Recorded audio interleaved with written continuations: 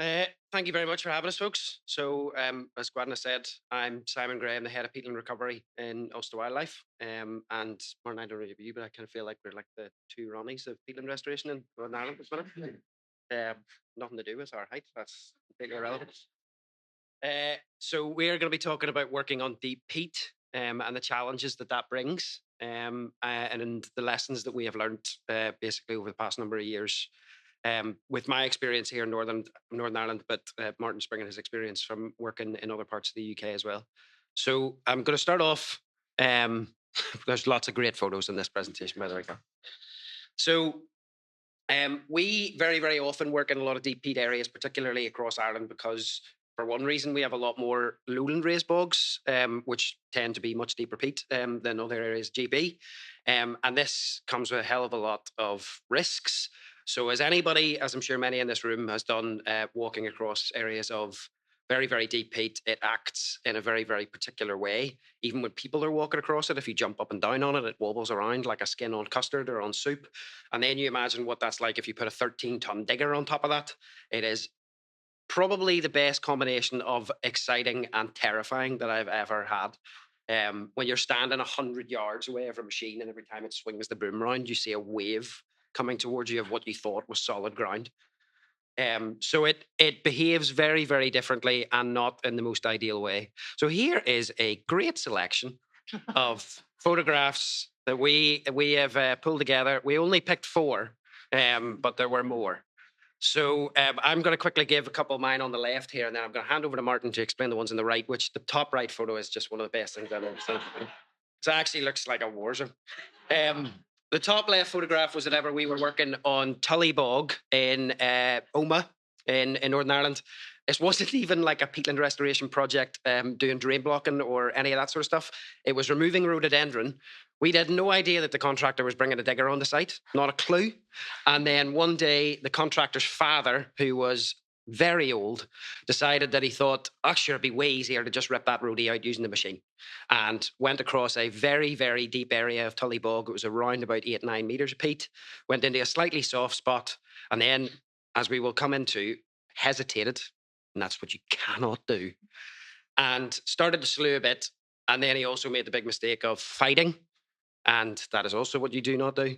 And I ended up there about 10, 15,000 pounds worth of costs after for the contractor in terms of getting that out. 3 triple axle or like triple wheel tractors, another 2 bogmasters with a winch, removed a hell of a lot of forestry that you can see behind there in order to get to it. That was not fun. The digger did not live in the end. Got it out, but it was no use. On the bottom left, for anybody that was out at Black Bog and Hockeys Bog yesterday, that was actually on that area probably about half an hour after that image was taken. So again, digger driver tracking out across a big, wide expanse of very deep peat to get to some drain block and stuff that was on the far side. Got to a bit that he thought then was very worrying and very soft, hesitated and decided that he was going to try and go backwards, but he had cut into the peat at that stage with the tracks. And as soon as he started to go backwards, then he was in. Thankfully, on this occasion, this fella decided that it was probably smarter to just stop, turn the engine off, put the bucket down, and get out and ring his boss, which was good. Martin, do you want to explain the other images on the right-hand side? I, it's a beautiful triple SI. This was in North Wales a few years ago. Minother Aethog in North Wales is a beautiful triple SI. This is it's a little raised bog within the blanket bog system. There's about 8 meters of peat under this. The date of this is the 2nd of April. Which sort of gives a bit of a hint of some of the things that we were up against doing that one. This digger that's in the hole was on a peatland restoration contract. There was a ditch running through an otherwise really beautiful area of Blanket Bog. And the chap was on the phone. There was quite a lot of things that go wrong. So sometimes, to be honest, I don't know, we might have a discussion about, is it always multiple things that go wrong? Because sometimes it isn't. Sometimes a man is a muppet. But this one was a combination of a few things. We were right on site 2 days before the breeding season started, rushing to get works done. Quite a lot of things went wrong. This one, it was a fairly sort of flat area. They made a slight sort of miscalculation, went into a little bit of sort of slight bare peat and slid sideways. And that cab ended up about that far above the bog surface at the end of March. Panic stations, because all of a sudden all those photos took place in the breeding season on a triple SI. So thankfully, the relationship with NRW was very good, but it was fairly urgent. What you can see by all the stuff that's going on in there is what he did was try to get himself out and just made it worse, which is why it looks so bad. But what you see in the picture below is a 5-metre road of bog mats and the 13-ton machine, which wasn't actually enough to get it out on its own. There is actually 150 metres away, there was a winch attached to a tractor, which was used in combination with a 13-tonner to pull it out. The real problem we had was there was a closed hydraulic system on it, and the blade on the digger was down and below the machine, so it was acting as a brake. It did come out. The machine was a complete write-off. And when about 6 weeks later, golden plover nested in the carnage, right in the middle of it, and produced 3 chicks. That's a common theme. There's some bird species that actually really love the destruction that happens after. We've had lapwing breed in bog digger areas after that's happened as well. So if you want breeding birds, we'll start off with why does this happen? And that image of the big pool and the pallet afterwards, which I think was being used to put a generator on at the time. That's what that area looked like after that digger had been taken out. So you would not have wanted to walk into the middle of that. So contractor capability is a big thing. Not just background experience, but also, as Martin has said, concentration. Whether they're on the phone. One situation we had was whenever a fella was having a bit of a rough day, and he was the digger driver we'd been working with, and he really needed to go to the shop to get like a Lucozade or something. And so he rang a colleague to go out and spend the rest of the day in the machine. He'd never been on the site before, obviously didn't tell us. And he had been in it for no more than about 45 minutes to an hour before he got stuck. So complacency on the part of not just the digger drivers, but also project managers and everybody that is involved as well is a big thing. Suitability of the machine is something that we, I think everybody across the UK and Ireland is becoming more and more aware of. And there is now very, very cool machines, including ones that the RSPB have got in Northern Ireland now, that can effectively just float across even the softest and most unstable of areas. Pride in contractors in particular is a nightmare. The number of times we walk across areas with contractors and say, I think you're probably going to need bog mats here. And they go, oh, no, I'll be grand. No, I'll be fine. I'll be absolutely fine. And then the next day, they're in the shit. So I don't know what way exactly you get around that. And that's one of the things that we'll come to in the end. Unforeseen weather. So as we've seen today and we'll see tomorrow, we have contractors that are working not far from here at the minute. I do have that in the back of my head whenever this weather system, Storm Amy, is coming in. And a lack of site knowledge. So not having a full picture of exactly what is going on, where the particular danger areas are on a site before you start working. All those things can kind of come together, but you don't need all of them for any of these situations to happen. It could just be one. But obviously, the more of them you have, the more likely it is to occur. So that's the why. I'm going to go into a few of the lessons learned then. So Martin, do you want to go for prep stuff? Yes, I can. So we with all those sort of things in mind, for example, I mean, we sort of focused a little bit on pride there, to be honest. We have roles as project managers to make sure that actually, however proud someone is, you are going to follow this process, whether you like it or not, whether you think you need it or not. Hence the first point that we've got here, actually a debogging plan in place. We know you're not going to sink a machine. We don't, but we can say to them that we do. Nevertheless, you are going to have a plan in place. And that can be as simple as, if I get into trouble, who am I going to call? And that might be as simple sometimes as not working on sites on your own, but also having someone in the background.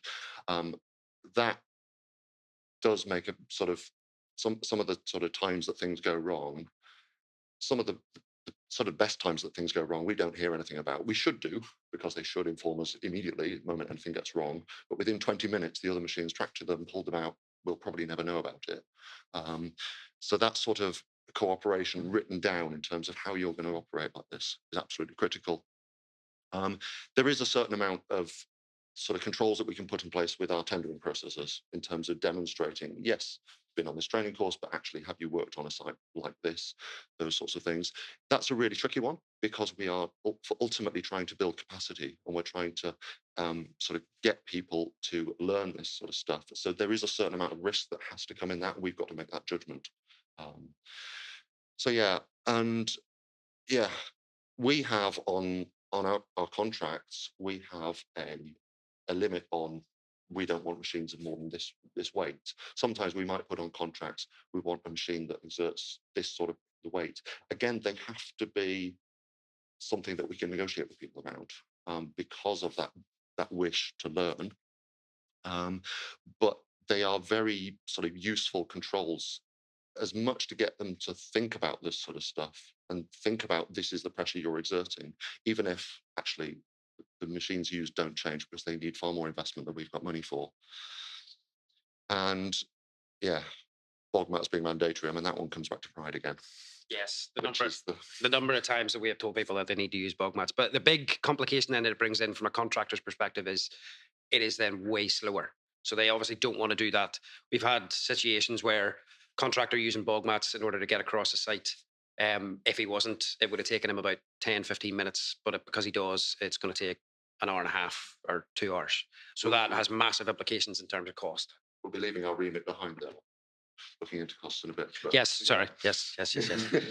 Survey and define areas of sensitivity before you will start. So we definitely started to look. Obviously, we'll do peat depth surveys and we'll do very, very intensive surveying of sites.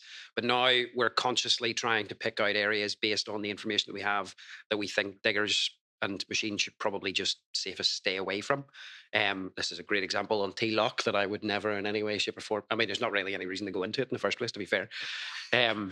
So mapping those out, but also having a system in place whereby we used field maps, the app on our phones. We have a system whereby the contractors access that on their phones through the app, and they can see not just the interventions that they're putting in place, but also those areas that they should stay well away from. That's not even just for high risk areas, but also for things like sensitive species, for example. But I suppose that there's one thing there as well, which we say, yes, there's no reason to go in that, but we don't know. Unless we've set that up as an exclusion zone, we don't know the order of things that will happen. There may well be something on one side, something on the other, and someone says, right, quickest way across, like your man's dad. Yes. Yes, that is what invariably would happen. You can always put no fence colours. Is that where they're going with getting out of the EHCR? That would be at least a bonus for us, I suppose. Bigger machines, in order to get machines that are stock out, is a bit of a cost benefit, but in many instances, having the equipment, or as Martin has already highlighted, the people to call. So we do have people across the island of Ireland that are, if they're not overtly specialists in this, or actually this is what they do full time, they have almost inadvertently been the people that you end up calling. So as Martin says, having those people literally on your phone so that you know, right, if I get into the shit, this is the person that I'm ringing. And a protocol for who they call, not just them, but also, as Martin said, us. So the project managers, again, the number of times that we have heard 3 or 4 days after something has happened, when ideally we would have really wanted to know 10 minutes after it has happened. You mentioned, I didn't even think about, for insurers. People calling their insurers so that they know, because that is obviously a big thing in contractors' heads, whether or not, if the machine doesn't ever actually get out, whether or not they are covered for the cost of that. And yes, you also said about machine protocol for what you do whenever it gets stuck. Yeah, which is tricky, and that contractor, I mean, that machine, to be honest, was 3 weeks old. The machine he'd had before then didn't have a blade on it. So it was just something that actually, when you're on solid ground and your machine gets into trouble, you put the blade down. It's what everyone knows. So he was doing the right thing as far as he was concerned at the time. Yeah. The very key point at the end is that you will never win. So if you get stuck, I'm not I mean, unless there are digger drivers in the room, and that's where we come back to pride again. If you start to go in, to slide, to sink, whatever, the worst thing in the world that you can do is try to fight it by just getting out of it in the machine you're in, because it will never work, ever.